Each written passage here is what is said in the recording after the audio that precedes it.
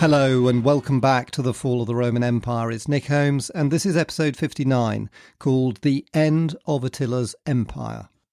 In the last episode we heard how the Eastern Emperor Marcian dreamt an angel appeared beside his bed with a broken Hunnic bow.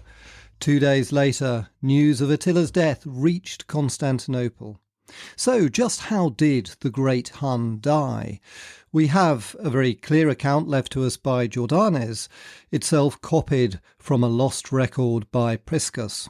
The story was that in early 453, Attila, quote, married an exceedingly beautiful girl, Ildico by name, the last of his innumerable wives, as was the custom of that nation. After the excessive partying at his wedding and weighed down by wine and sleep, he was lying on his back. He often had nosebleeds, but his blood now flowed backwards since it was prevented from following its accustomed course, and spilled down a deadly journey into his throat, killing him. End quote. The next morning he didn't emerge from his bedroom.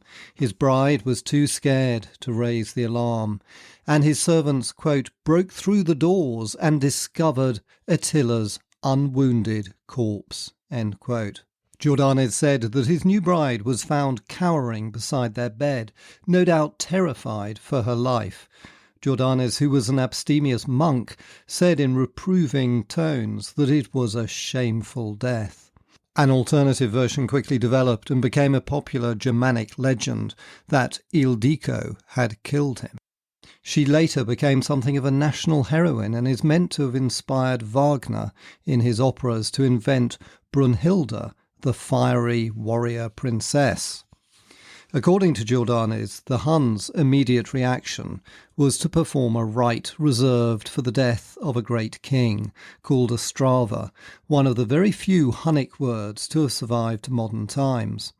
This involved a wild celebration around his body, which was placed in the middle of a field surrounded by silk tents, according to Jordanes, quote, a solemn and wondrous sight to behold, end quote. The Huns paraded their horses, recited accounts of his great deeds, and finally they placed his body within 3 coffins made of gold, silver, and iron, respectively. The outer coffin of iron reflected his iron rule, while the gold and silver ones reflected his wealth. One historian has suggested Jordanes, or some other source from which he derived this, probably made it up, since 3 metal coffins would have been extremely impractical, not least because of their weight.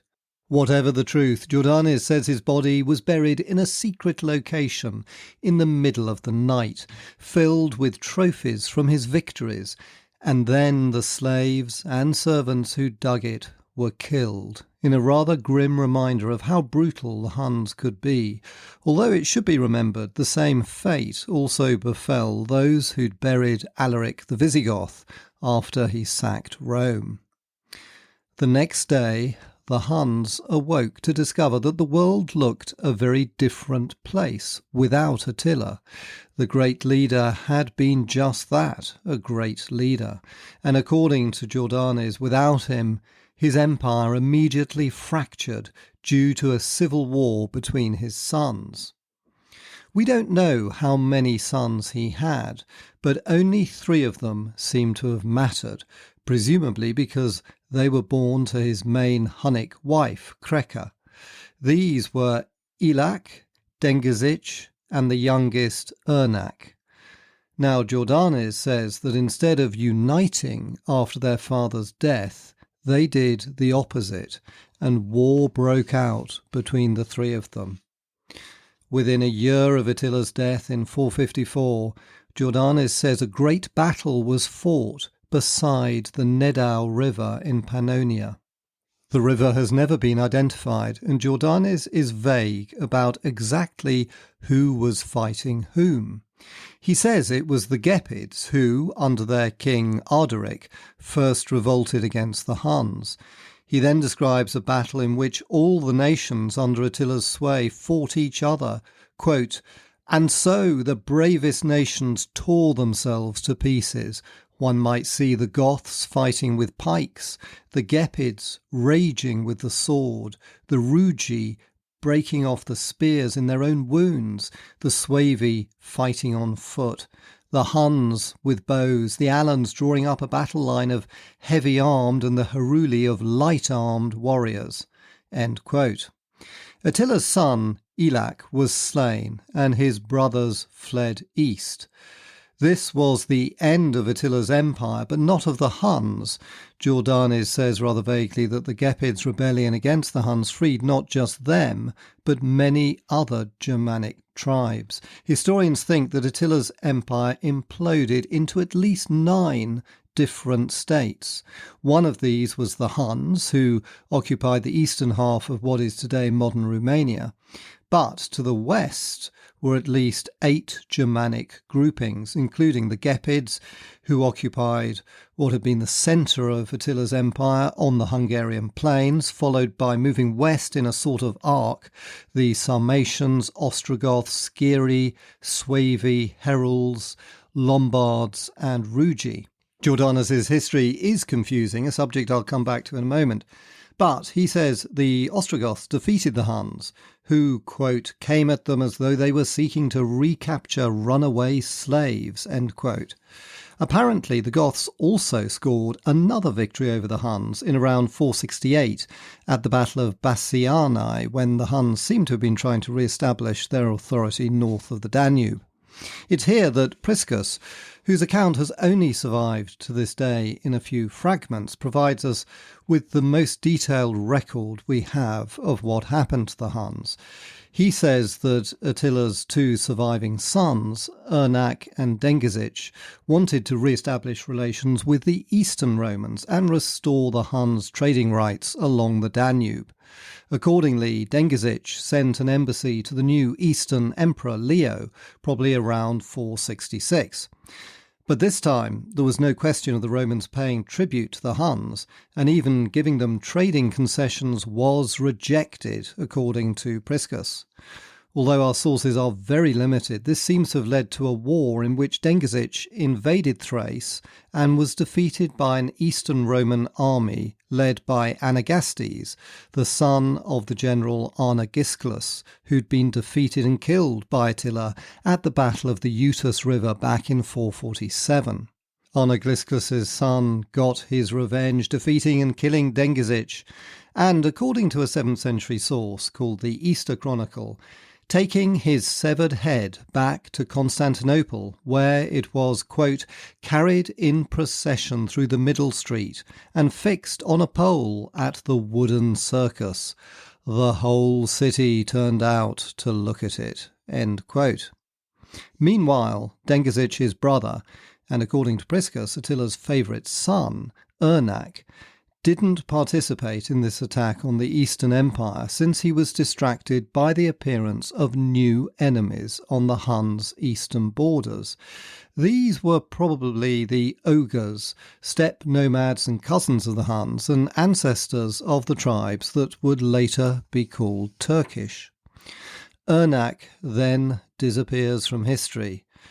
This would have been disappointing for Attila, since Priscus described how at the dinner he attended with him, the great Hun was especially fond of Ernak. Quote, "he drew him close and gazed at him with gentle eyes," end quote. Priscus went on to say that Beric, a Latin-speaking Hun, who he sat next to at the dinner, said that, quote, "prophets had predicted to Attila that his nation would fall, but that it would rise again under this sun," end quote.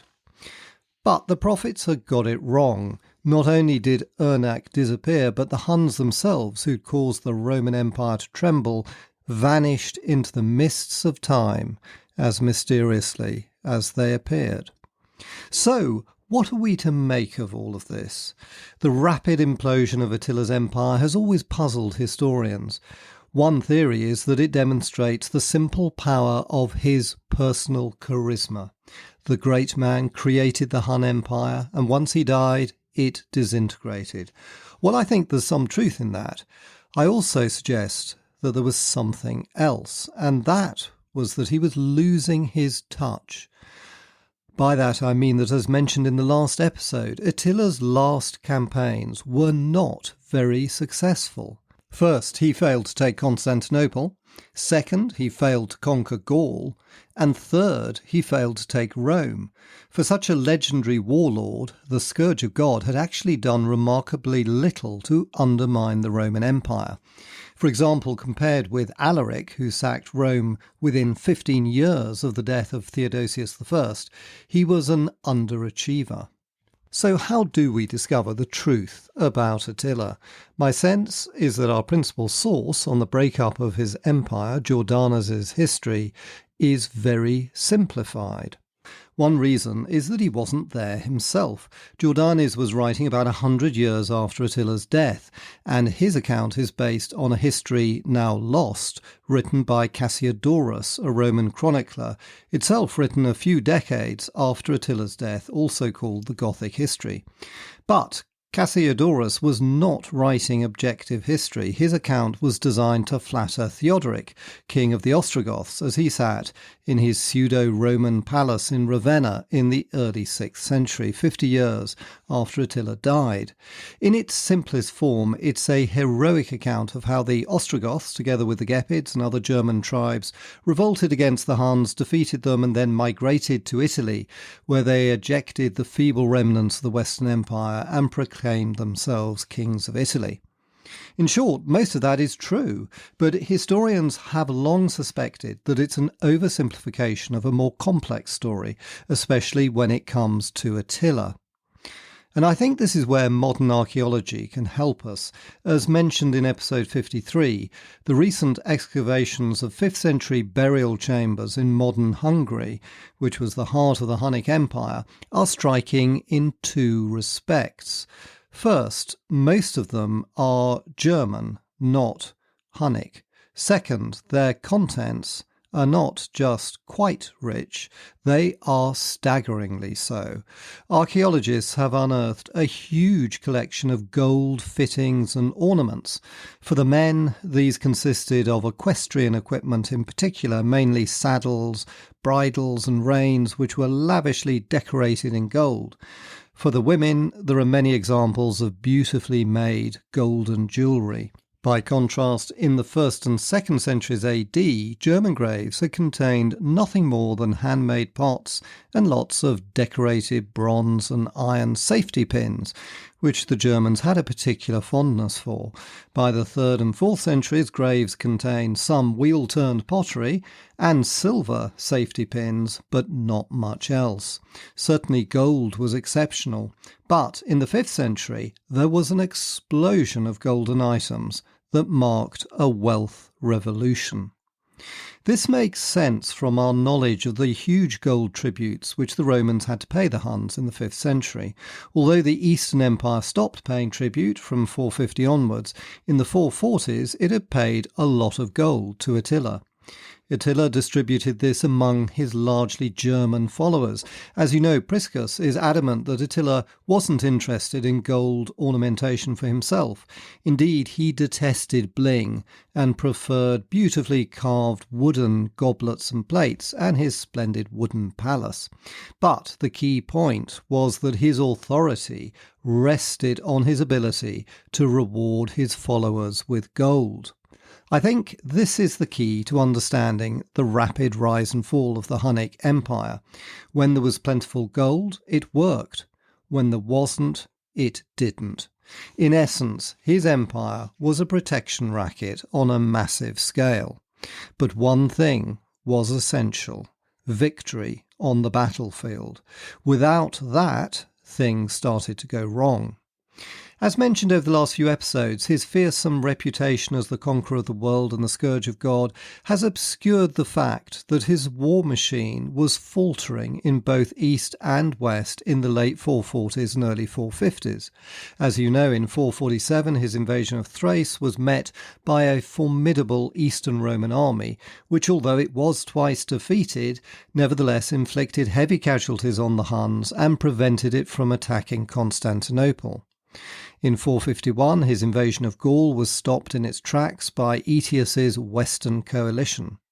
My own feeling is that these military failures created a crisis within his empire, which has been underestimated by most historians.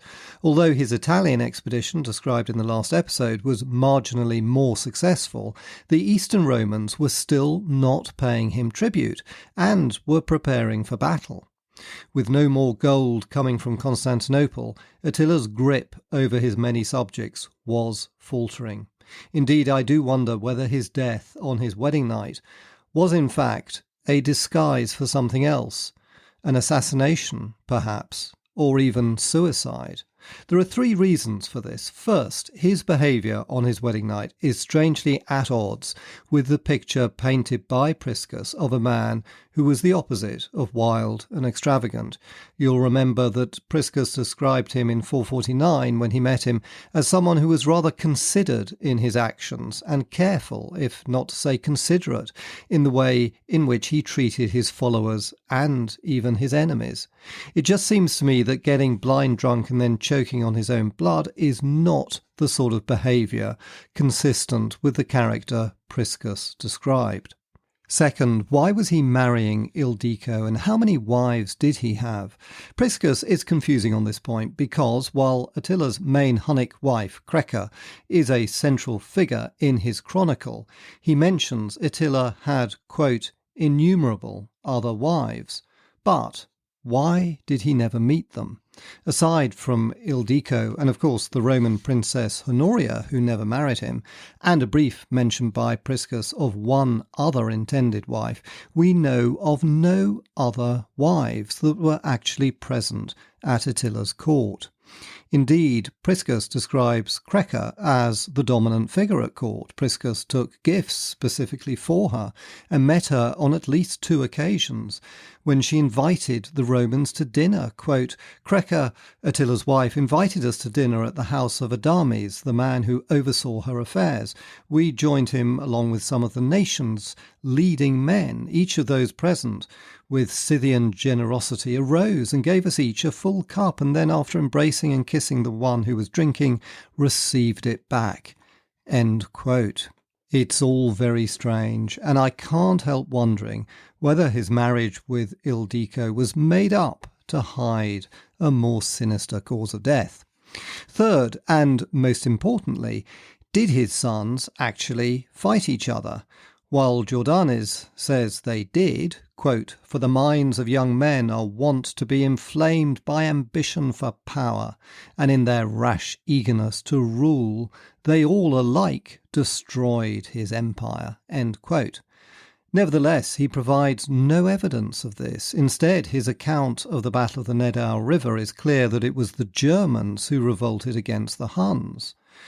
The account of the battle also raises more questions than answers. To begin with, no one has ever been able to identify a river called Nedao. In addition, the description of the battle is very vague and unhelpful, as shown in the passage I quoted earlier, in which he says everyone was fighting each other with no clear indication of who was on whose side. One historian has recently come up with an interpretation which makes sense to me. The first point is that the Battle of Nedao was shorthand for a number of separate battles fought between individual German tribes, probably both against the Huns as well as against each other. This represented a more complex fracturing of Attila's empire immediately after his death, or even, I suspect, before he died. There then followed 10 years of fighting between these various groups, during which time the Ostrogoths probably actually came off worse, contrary to the story told by Jordanes, which was the reason why they gravitated west towards Italy. More of that in future episodes. The core Hunnic group remained along the Danube in what is now modern Romania, but after Dengizic's defeat in the 460s, they fell under the sway of the Bulgars, new arrivals and distant cousins from the steppes, whereupon they disappeared from history as a major independent entity. But whatever the truth about Attila's death, for the next 20 years, the breakup of his empire would dominate the politics of both halves of the Roman Empire and cause a political realignment of the German kingdoms. The Western Roman Empire was now facing its last years.